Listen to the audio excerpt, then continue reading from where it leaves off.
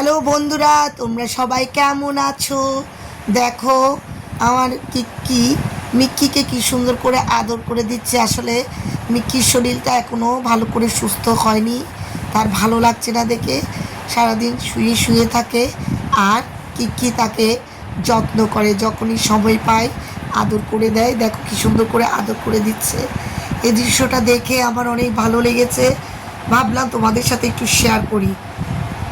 দেখো ও বিরক্ত হয়ে পাশ ফিরে গেল, তারপরও কি ওকে আদর করা বন্ধ করছে না।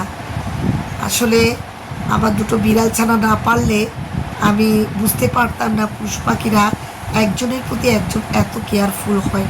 আসলে ওরা থাকতে থাকতে একটা সুন্দর বন্ধুত্ব গড়ে উঠেছে। তো তোমাদের কেমন লাগলো আমাকে কমেন্টে জানাবে।